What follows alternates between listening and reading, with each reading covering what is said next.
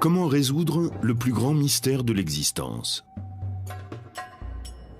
Dans l'Antiquité, les Égyptiens ont construit des tombeaux majestueux et momifié leurs défunts. Ils espéraient ainsi renaître et vivre éternellement. Vous n'avez jamais faim, vous ne vieillissez jamais, vous n'êtes jamais malade, vous ne mourrez pas. Le tombeau devient une sorte de microcosme où vit le mort. La religion des pharaons a disparu depuis longtemps. Elle a été remplacée par le judaïsme, le christianisme et l'islam.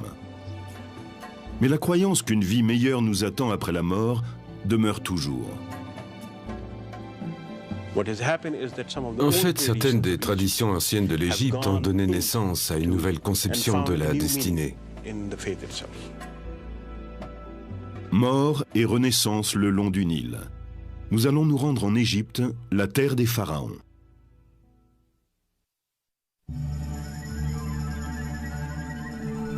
Aucune expérience humaine n'est aussi définitive et inévitable que la mort. Le désir d'y faire face a inspiré certaines des croyances religieuses les plus profondes de l'Égypte ancienne. Il est à l'origine de la construction de ces monuments extraordinaires. Et au centre de tout cela, on rencontre la promesse d'une renaissance et de la vie éternelle après la mort. C'est un concept aussi vieux que l'Égypte elle-même. Il y a 12 000 ans, bien avant les pyramides et les pharaons, les premiers habitants vivaient dans des villages situés sur les bords du Nil et brûlaient leurs morts dans le désert. Mais ces tombes primitives ne renfermaient pas uniquement le corps du défunt. Les fouilles y ont révélé la présence de nourriture, de produits de beauté et d'outils.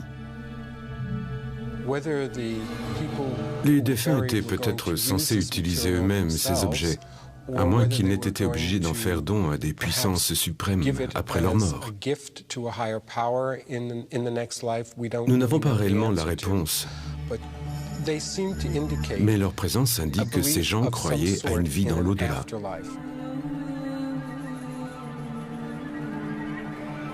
Avec les tombes des premiers Égyptiens, le sable chaud du désert séchait naturellement le corps et lui évitait de pourrir. Mais les premiers rois, vers 29 avant Jésus-Christ, veulent que leur tombe résiste au temps. Et bientôt, la mastaba remplace la simple fosse creusée dans le désert.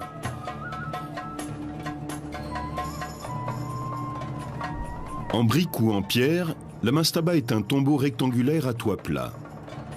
Des espaces rituels et des pièces de stockage sont ménagés au-dessus du sol, tandis que le corps est placé en sécurité dans une chambre souterraine.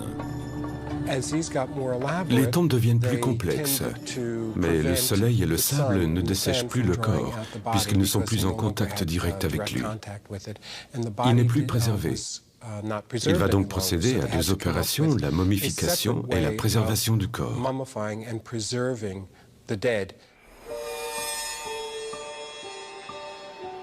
Peu à peu, les Égyptiens apprennent à reproduire le processus de dessèchement du corps par les conditions désertiques. On extrayait de ce lac un sel, le natron, et on s'en servait pour assécher le corps et éviter qu'il pourrisse. En général, l'opération prenait 40 jours. Puis le corps était enveloppé dans un vêtement. Pour les Égyptiens, le cœur est le siège de la connaissance et de l'intelligence. Les embaumeurs le laissent donc à l'intérieur du corps. Le cerveau, par contre, est considéré comme moins important. Il doit donc être extrait.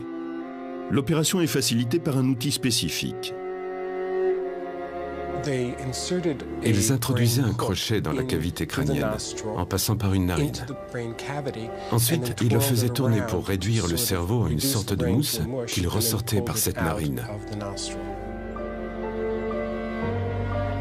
Leur puissance grandissante et les progrès dans la momification des corps poussent les rois égyptiens à construire des tombes plus vastes, comme la fameuse pyramide à degrés du pharaon Djoser. Elle a été construite 26 siècles avant Jésus-Christ.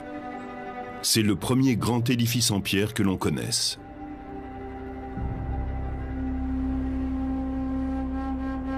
Il est bientôt suivi par la première grande pyramide bâtie par le pharaon Snéfrou. Et son fils Khéops construit la plus grande de toutes, la grande pyramide de Gizeh.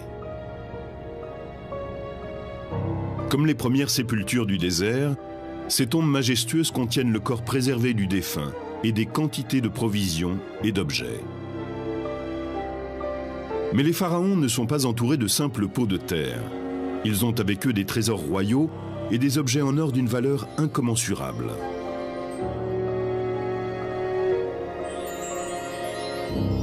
Les pyramides, grandes ou petites, servent le même but. Ce sont des outils de renaissance.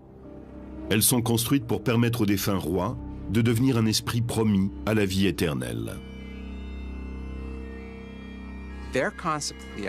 Cette idée de vivre après la mort, c'était la possibilité de sortir de la tombe à l'aurore et de vivre dans le monde durant la journée, puis à la nuit de retourner dans sa tombe. Le paradis était l'Égypte même, le meilleur de tous les mondes possibles, mais sans les inconforts physiques liés au corps. Vous n'avez jamais faim, vous ne vieillissez jamais, vous n'êtes jamais malade, vous ne mourrez pas. Pour les Égyptiens, le processus de la Renaissance reflétait l'ordre du cosmos, et plus précisément le cycle du Soleil. Chaque nuit, le Soleil descendait dans le monde souterrain, ou Duot. Là, le dieu Osiris dispensait son pouvoir régénérateur, et le Soleil pouvait renaître au matin. Dans la tombe, la chambre funéraire où est placé le sarcophage et la momie est le duot. C'est un duot individuel, celui de la personne enterrée là. La momie de la personne est l'Osiris de cette personne. L'esprit doit entrer la nuit dans la momie pour en recevoir le pouvoir de revenir à la vie au matin. Une fois que c'est fait, il peut quitter la tombe pour rejoindre le monde des vivants.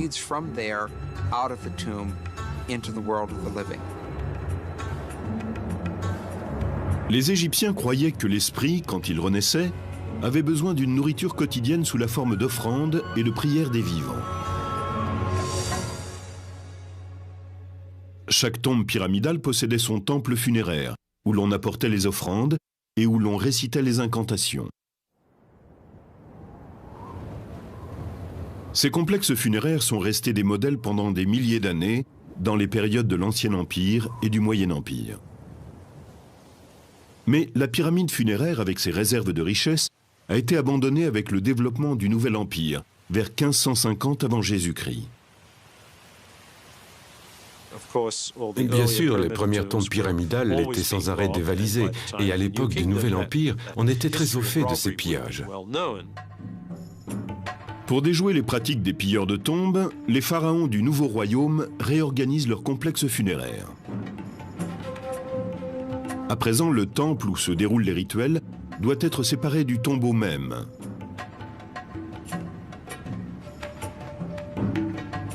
La plupart des temples funéraires, comme celui-ci édifié à Médinet Abou par Ramsès III, ressemblaient à des édifices bâtis pour les dieux. Ils suivaient les plans conçus par les architectes du Nouvel Empire, avec une entrée à pylônes, une cour ouverte au public, une salle hypostyle fermée et un sanctuaire intérieur pour les rituels funéraires quotidiens.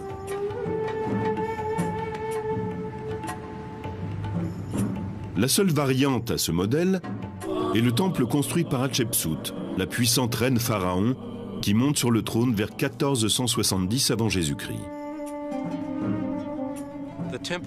Le temple d'Hatshepsut, à Deir el-Bahri, est placé au pied des falaises à degrés très élevés.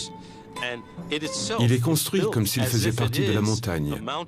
Il s'élève en une série de terrasses, plutôt que de s'étendre horizontalement comme le font la plupart des temples égyptiens.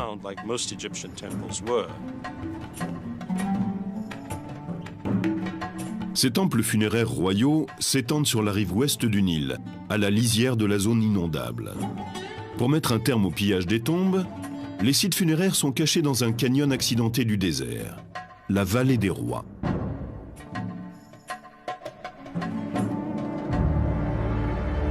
Ces tombeaux du Nouvel Empire sont taillés dans la pierre même. Aucune pyramide ou monument quelconque ne marque leur emplacement. Rien qui puisse servir de repère aux voleurs éventuels. À l'intérieur, pourtant, la chambre funéraire poursuit la tradition et reflète le cosmos à une échelle plus intime.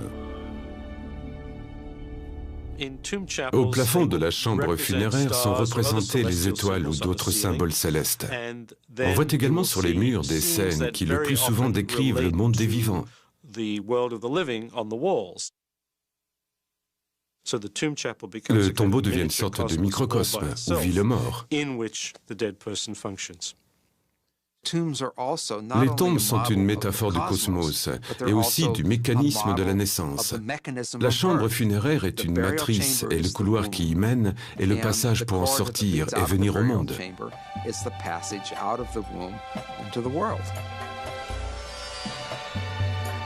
Mais pour que le défunt atteigne la vie éternelle, il ne suffit pas de lui élever un tombeau et que son corps soit momifié. Il ne peut renaître sans que son esprit ait affronté le jugement du monde souterrain en présence du grand dieu Osiris.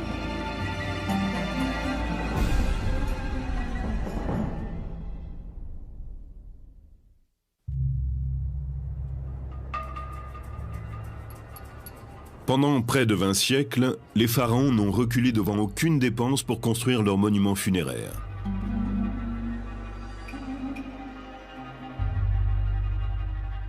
Il arrive aussi que des nobles de haut rang ou des membres de l'élite, des scribes, des prêtres ou d'autres personnages officiels se fassent construire des tombeaux.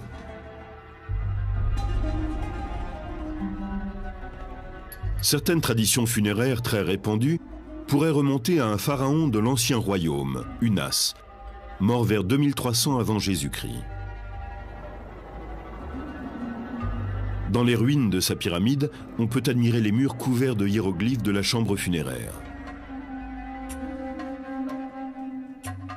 Les textes incluent des formules magiques qui doivent protéger et guider l'esprit dans l'au-delà.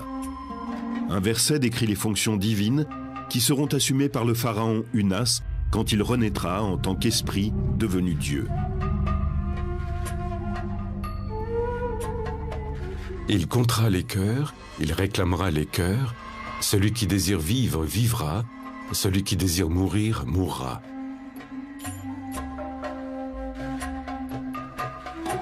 Connus comme les textes des pyramides, ces formules puissantes sont apparues pour la première fois dans ce tombeau et pendant des siècles n'ont été valables que pour les rois. Vers le Moyen Empire, ces textes deviennent les textes des sarcophages, car ils ne sont plus gravés sur les murs des pyramides. Ils sont inscrits sur les côtés des cercueils en bois, destinés à la noblesse. Au cours du Nouvel Empire, les textes deviennent le livre des morts. Ils sont inscrits sur des papyrus et placés avec le corps dans le tombeau. C'est une démocratisation. Les formules magiques autrefois réservées aux nobles de la plus haute extraction se répandent parmi le peuple, qui peut maintenant y avoir accès.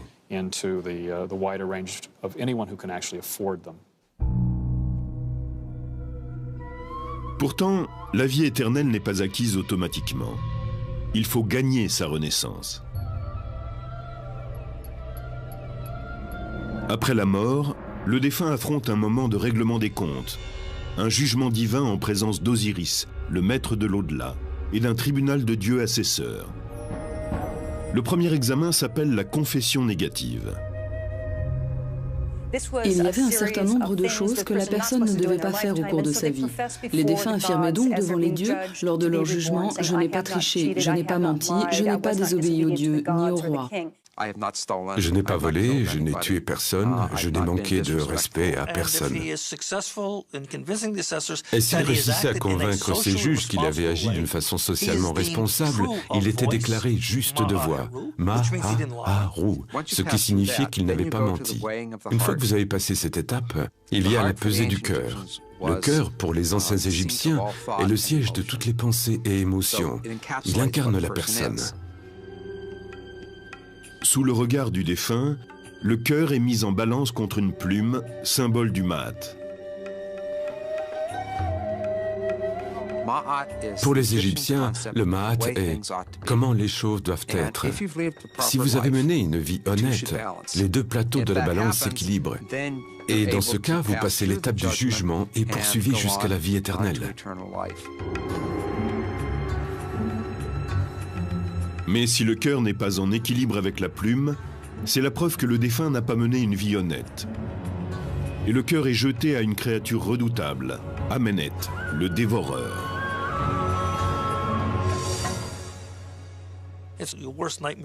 Votre pire cauchemar devient réalité. Il attend là, la gueule ouverte, que ce petit morceau lui soit jeté. Et quand le cœur du défunt est jeté à Amenet, il le dévore. Vous êtes mort, anéanti, fini. Il n'y a pas de seconde chance. Votre vie est terminée.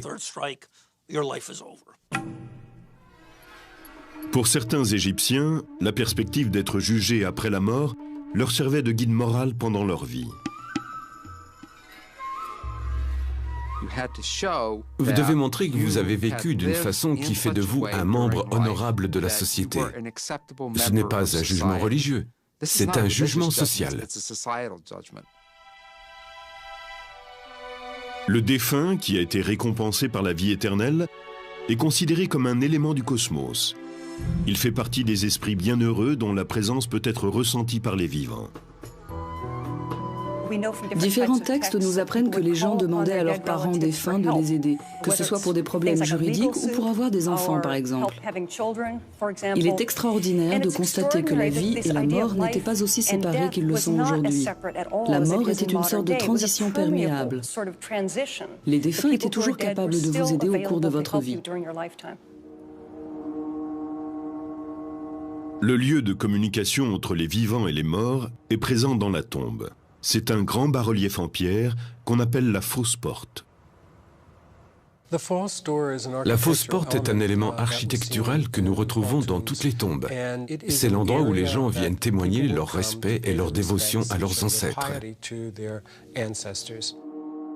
Elle est considérée comme la porte qui relie le monde des défunts à celui des vivants. Ce n'est pas une vraie porte. Elle est sculptée dans une roche dure ou dans de la pierre, et les vivants ne peuvent pas y passer. Mais les morts, eux, le peuvent. La personne qui demande l'aide du défunt écrit sa requête et la porte au tombeau. Le message est placé devant la fausse porte avec une offrande de nourriture sur un autel formé d'une plaque de pierre.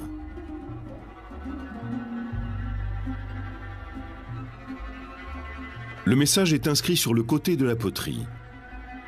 On plaçait sans doute un plat de poisson sur le dessus. L'homme qui écrit ici voudrait que sa femme ait des enfants et demande à son père défunt d'intercéder. C'est comme s'ils avaient un échange tous les deux.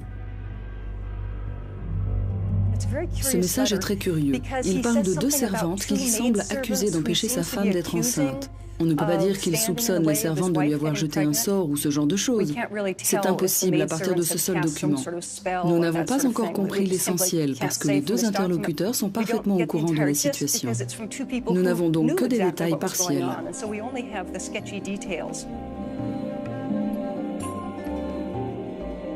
Pour les Égyptiens de l'Antiquité, il semble parfaitement normal de communiquer avec un ancêtre défunt.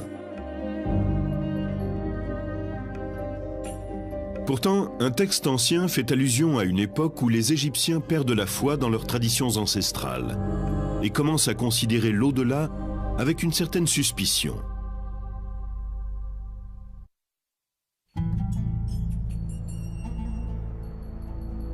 La pyramide de Khéops domine le plateau de Gizeh depuis plus de 4000 ans.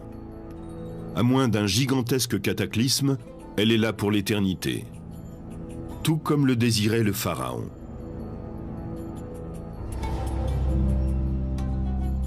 Les croyances funéraires de l'ancienne Égypte ont fait l'objet de changements permanents à travers 30 siècles d'histoire.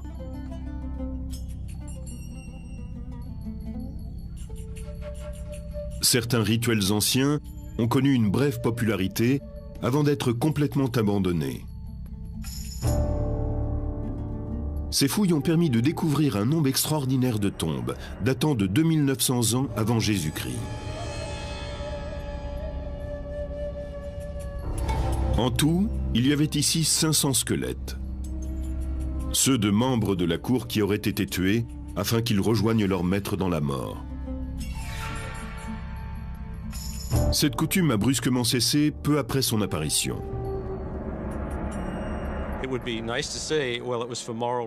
Ce serait bien de pouvoir dire que c'était pour des raisons morales, mais nous l'ignorons. Nous savons simplement que cette pratique s'est arrêtée.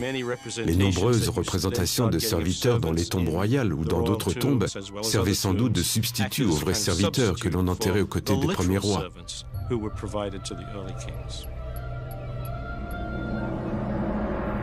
Une autre pratique funéraire a changé au cours des siècles. Ce sont les représentations du défunt sur les tombeaux des momies. Avec le temps, elles se généralisent et finissent par ne plus avoir aucune ressemblance avec la personne défunte. La raison pour laquelle il ne s'agissait pas de montrer la personne à un certain moment de sa vie, ce que doit être un portrait, c'est que cela va à l'encontre de l'idée de l'au-delà. Pour les Égyptiens, le temps était éternel. Au cours de l'époque gréco-romaine, les expressions changent. Les momies portent des masques sculptés, au visage comme hantés. Les images funéraires peut-être les plus saisissantes apparaissent au cours des époques romaines et chrétiennes. Elles sont connues comme les portraits du Fayoum, le nom de la région dans laquelle on a retrouvé de nombreux exemples. Au cours de la période du Fayoum, les portraits étaient peints du vivant de la personne. Ils étaient parfois accrochés dans sa maison et à son décès, ils étaient placés devant le tombeau de la momie.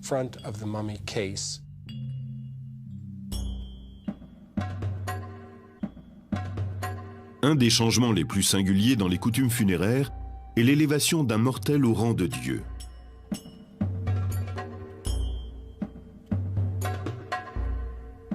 Imhotep, conseiller du pharaon Djoser, gagne une réputation de grande sagesse en bâtissant sa pyramide à degrés vers 2600 ans avant Jésus-Christ.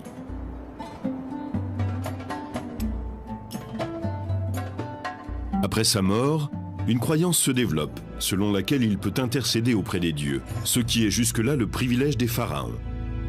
Il est devenu ce que nous appelons un saint, ce qui n'était pas habituel dans l'Égypte ancienne. Peu d'individus ont acquis cette réputation posthume sans être de sang royal. Au cours du Nouvel Empire, 10 siècles plus tard, Imhotep est considéré comme une déité, le fils du dieu Ptah. Et à l'époque gréco-romaine, les inscriptions sur les temples attribuent à Imhotep la crue annuelle du Nil.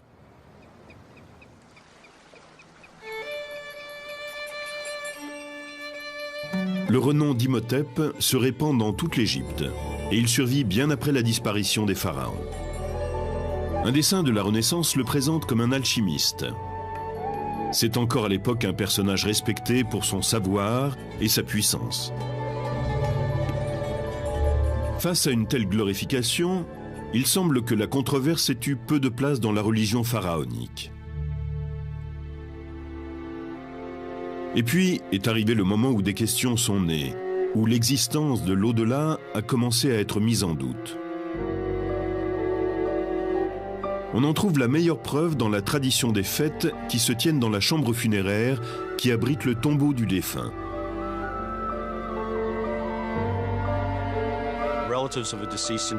Les parents prenaient un repas et célébraient le défunt qui était censé se joindre à eux en esprit. En ces occasions, il y avait souvent un harpiste qui interprétait des chants appropriés à la circonstance. En général, il disait aux morts qu'il allait certainement se plaire dans l'au-delà, que c'était un endroit sûr où il pourrait se reposer et se substanter.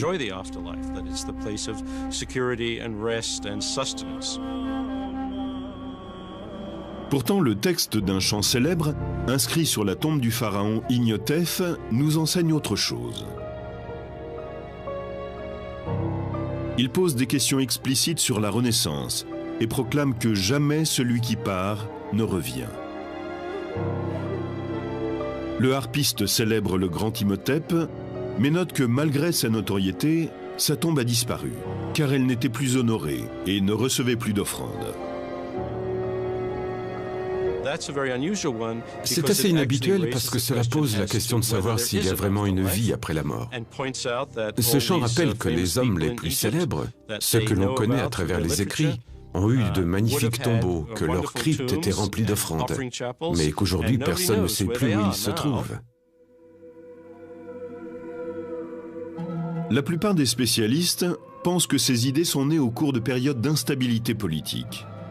Mais même à des époques prospères, les ruines de temples funéraires, comme le suggère le harpiste, étaient déjà chose courante.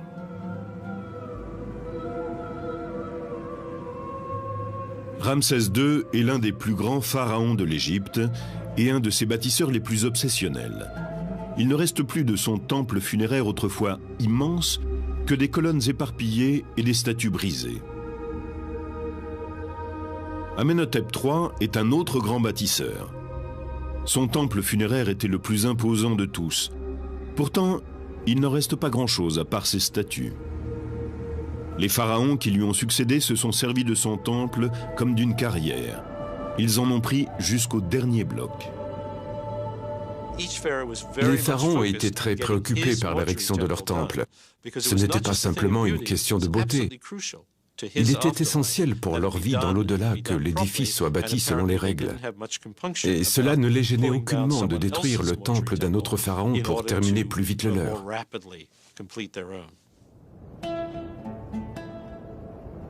Avec ses formes multiples et ses nombreuses innovations, la religion des pharaons est à l'origine d'une civilisation extraordinaire. Des milliers d'années s'écoulent entre les tombes primitives du désert et les pratiques raffinées des pharaons du Nouvel Empire. Mais bientôt, d'autres changements se préparent. L'arrivée en Égypte d'une nouvelle foi, le christianisme, va apporter une réponse différente à la question de la vie dans l'au-delà.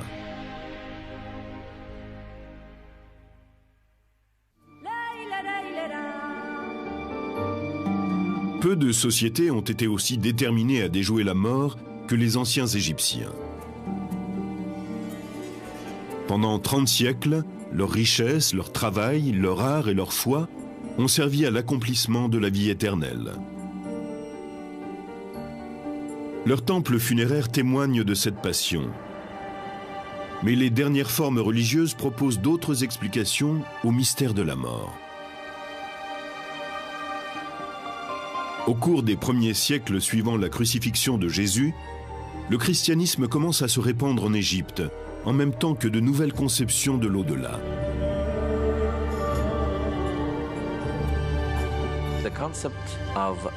La résurrection et l'immortalité auxquelles croyaient les pharaons nécessitaient la préservation du corps.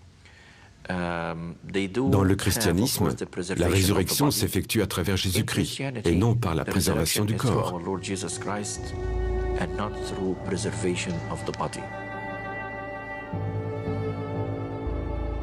Ce sont ces croyances qui distinguent le christianisme d'Égypte, l'Église copte, de l'ancienne religion des pharaons. Et au cours des siècles, les anciennes coutumes se sont mêlées aux nouvelles.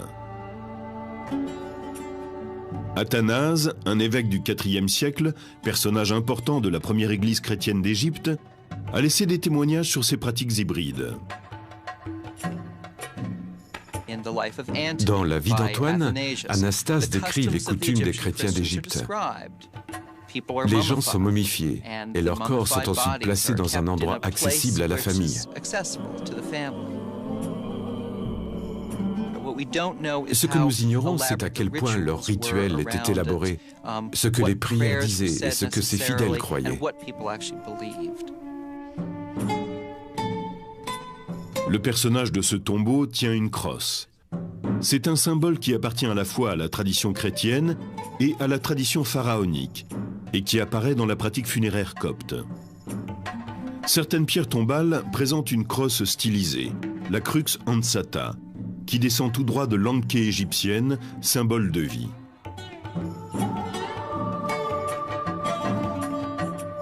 Sur cette pierre tombale, un ange chrétien partage l'espace avec le protecteur des pharaons, le disque solaire, encadré de 2 cobras royaux. Ici, on aperçoit un escalier, symbole copte de la résurrection. Mais dans l'Antiquité égyptienne, cette même image évoquait la Renaissance. Autre écho à la religion des pharaons, les Coptes croient que les vivants peuvent demander l'aide d'un défunt vertueux pour leurs problèmes quotidiens. Nous croyons en l'intercession des saints. Les saints qui sont montés au ciel et les fidèles qui vivent encore sur la terre sont reliés. Nous croyons que nous pouvons leur demander de prier pour nous, car ils sont maintenant plus proches de Dieu. Mais il n'est pas certain que ces plaintes, ces prières, tout ce que nous demandons soit accompli. Les saints présentent notre requête, et si elle est conforme à sa volonté, alors Dieu l'accomplit. Sinon, les saints n'ont fait que remplir leur rôle. Comme les Égyptiens de l'Antiquité, les chrétiens coptes écrivent leurs demandes d'intervention divine. Certains écrivent de petits mots qu'ils glissent ensuite dans le cadre des icônes. Et même si cela n'est pas indiqué dans la tradition, c'est certainement la continuation de l'idée que l'on peut demander aux saints ou à ceux qui ont une communication particulière avec la divinité d'intercéder.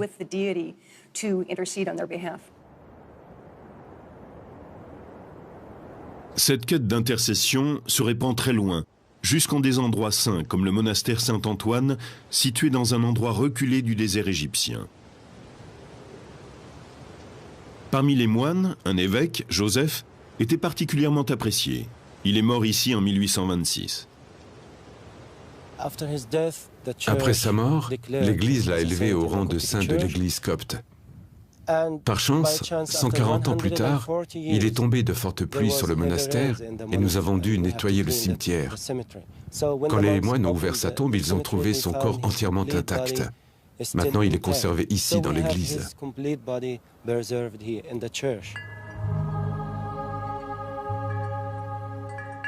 Les visiteurs de ce sanctuaire laissent souvent des petits mots personnels pour demander à Saint Joseph d'intercéder en leur faveur. Certains écrivent leurs secrets, leurs problèmes. Le prêtre est le seul qui puisse les lire. Quand nous avons achevé les prières, nous rassemblons les papiers, tous les petits mots, et nous les brûlons pour que le secret soit préservé.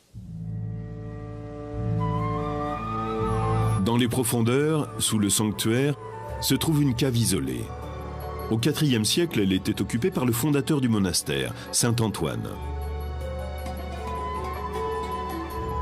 Beaucoup parmi ceux qui viennent en pèlerinage jusqu'à cette cave laissent derrière eux un mot pour Saint Antoine. Ce sont des lettres écrites par un vivant et destinées à un mort, comme à l'époque des pharaons. Mais les chrétiens coptes ne sont pas les seuls à avoir adopté cette très ancienne pratique. On retrouve des liens entre le judaïsme et la religion égyptienne dans les récits de la Bible, comme celui de Moïse, de l'Exode ou des 10 commandements. Pourtant, l'intercession des morts n'est pas une coutume observée par les Juifs, en tout cas pas officiellement. Le judaïsme ne croit pas à un intermédiaire entre la personne et le Créateur. Il affirme ceci de particulier que tout être humain doit avoir et a le droit d'avoir une relation personnelle avec le Créateur.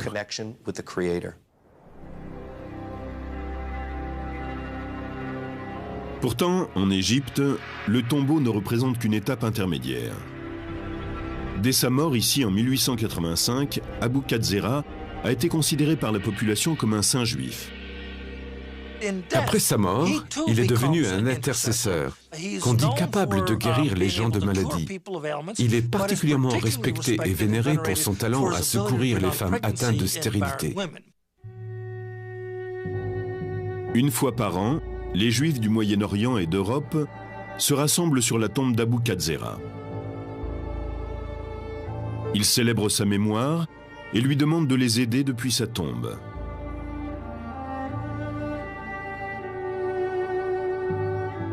Il n'y a peut-être qu'en Égypte qu'on puisse trouver de telles contradictions apparentes. D'un côté un saint juif et de l'autre des pierres gravées chrétiennes portant des images pharaoniques. Aujourd'hui, l'islam est la foi dominante dans ce berceau des religions. Mais même aujourd'hui, quelques 20 siècles après le dernier pharaon, on retrouve des traces des anciennes traditions funéraires dans les coutumes populaires des musulmans d'Égypte.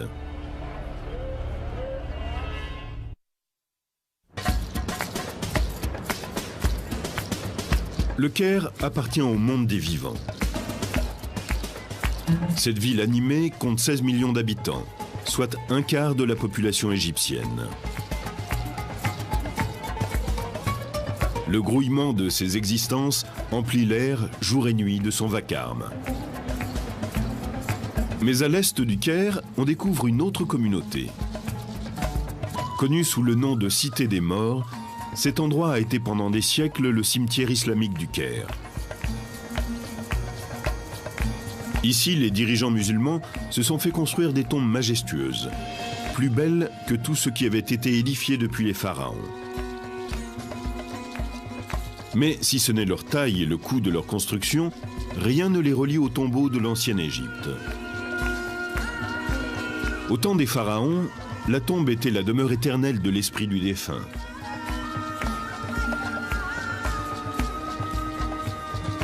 Dans l'islam, la tombe est un abri temporaire entre la mort et le jugement dernier.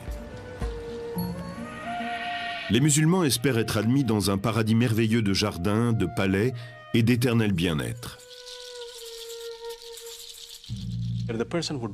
La personne sera jugée sur la base de ses actions et de ses paroles. C'est à ce moment-là qu'on décidera de sa destination finale. Soit elle ira au paradis, soit dans les flammes de l'enfer. Ces tombeaux imposants ont certes été construits par des musulmans, mais ils violent les préceptes édictés par le prophète. Pour mettre sur un même pied d'égalité tous les fidèles, Mohammed précise que les tombes doivent être toutes simples et se situer au niveau du sol. Un musulman doit être enterré de façon quasi invisible. L'islam orthodoxe appelle cela « Takswid al-Qubur », le nivellement des tombes. Le prophète interdit explicitement la construction d'un édifice quelconque au-dessus du tombeau. Mohammed lui-même a été enterré humblement sous le sol de sa maison, après sa mort en 632. Mais contre ses vœux express, ses disciples, pleins de dévotion, s'empressent de construire sur sa tombe une vaste mosquée. Ce mélange entre l'islam orthodoxe et les penchants de la nature humaine ont donné naissance à des coutumes funéraires qui durent encore aujourd'hui.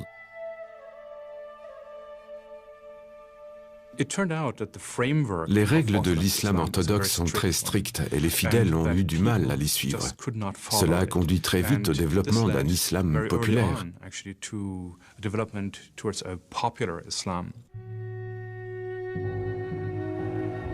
On peut observer cette fusion entre la foi orthodoxe et la foi populaire dans les pierres tombales sculptées qui apparaissent vers le 8e siècle. C'est une violation du précepte qui veut que la tombe reste au niveau du sol. Dans un souci de piété, on inscrit sur ces pierres des versets coraniques. Ils sont souvent considérés comme un mihrab, le sanctuaire ornementé qui, dans une mosquée, indique la direction de la Mecque. Entre les XIIe et XVe siècles, sous les sultans mamelouks, la construction de tombes islamiques atteint son apogée.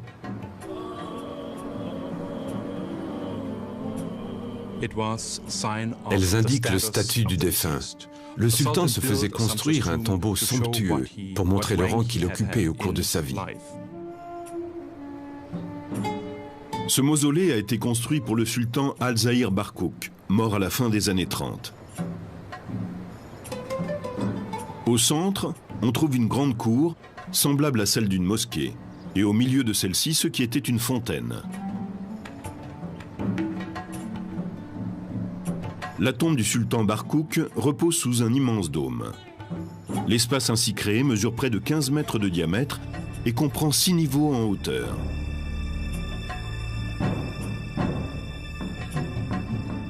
Pour sanctifier l'endroit, de nombreux sultans ont construit dans leur tombeau un sanctuaire ou mihrab.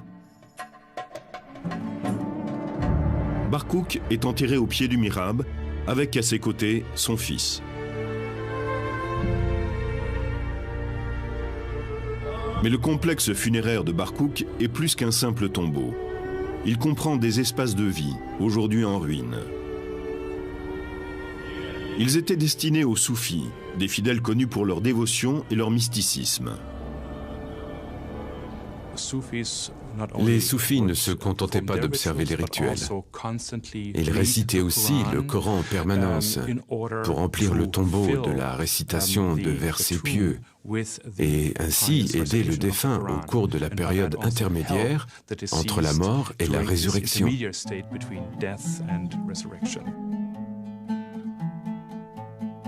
Dans l'ancienne Égypte aussi, on croyait que les prières dites par les vivants étaient bénéfiques aux défunts. Bien que l'islam ne soit pas issu de la religion des pharaons, on observe qu'il existe certaines ressemblances entre les deux.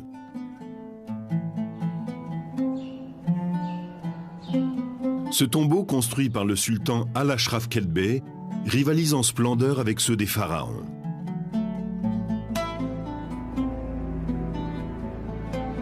Il s'agit de témoigner de la puissance et de la gloire du souverain.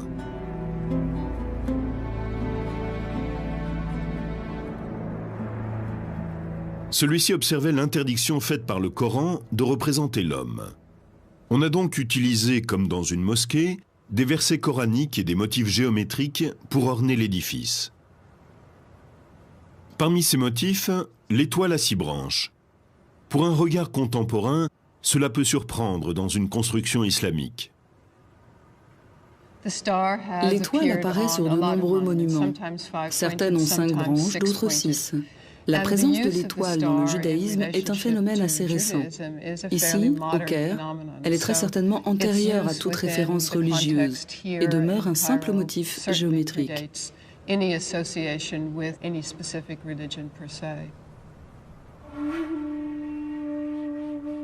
Les versets coraniques inscrits dans les tombeaux musulmans pourraient être des réminiscences des textes des pyramides gravés dans les chambres funéraires des pharaons. Il est important pourtant de noter que l'utilisation de ces textes par les musulmans s'est développée à cause de l'interdiction de représenter les humains, et non en référence à une coutume antique.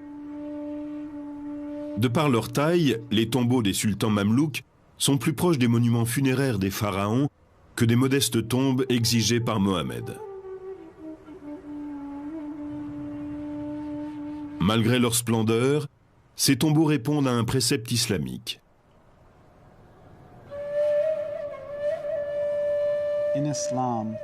Dans l'islam, on rappelle que lorsqu'un individu meurt, son lien avec ce monde est coupé, sauf en cas de 3 signes de bienfait, ainsi qu'il est dit. Un enfant que l'on a bien élevé, une connaissance utile à tous que l'on laisse derrière soi, représente des formes de bienfaits. Les bienfaits sont des dons que les musulmans laissent à leur communauté, des héritages que les morts laissent aux vivants. Le bienfait de Barkouk a été de fournir des espaces de vie aux soufis. Dans ce complexe, Kelbey a créé aussi une madrasa, une école où l'on enseigne le Coran. Au XIVe siècle, ce bâtiment était un hôpital qui traitait les affections connues à l'époque. La communauté musulmane pouvait s'y faire soigner tout à fait gratuitement. C'était un bienfait du sultan Al-Mansour Qalawun.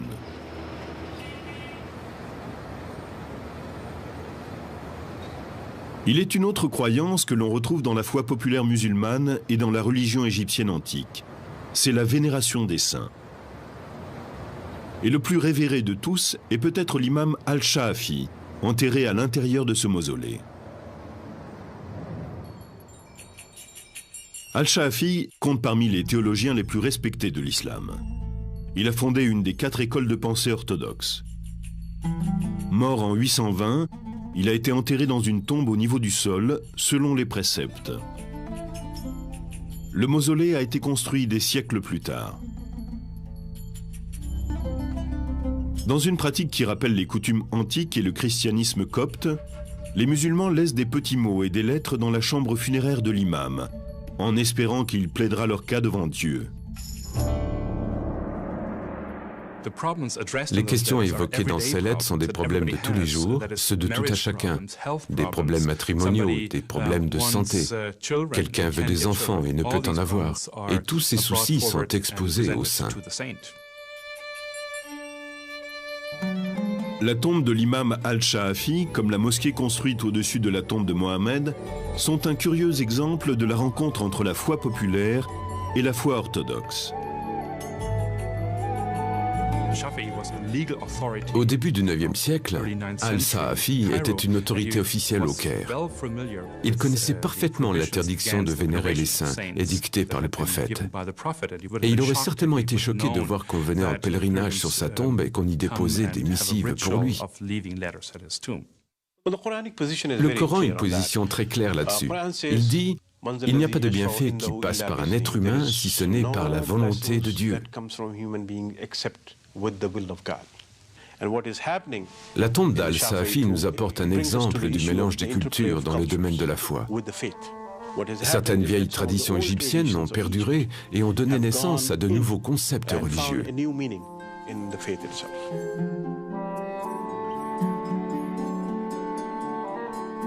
Les pharaons ont disparu depuis bien longtemps, mais certaines de leurs coutumes sont encore observées aujourd'hui. Peut-être les êtres humains partagent-ils un besoin commun de traverser la frontière qui sépare les vivants et les morts. Ce désir est certes compréhensible et permet que le caractère définitif de la mort soit considéré comme une illusion. En Égypte, de nombreuses religions se sont confrontées au cours des siècles avec le mystère ultime de la vie. Et chacune a trouvé sa manière d'expliquer la mort et d'indiquer à ses fidèles un pont vers l'éternité.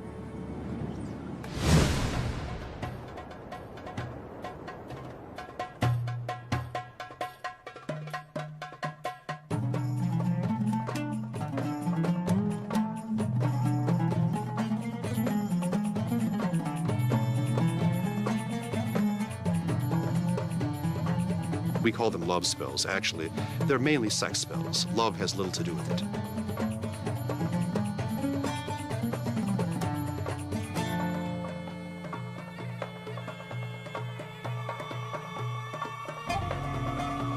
So this ancient Egyptian curing fluid of Isis becomes a standard of medieval and early modern medicine.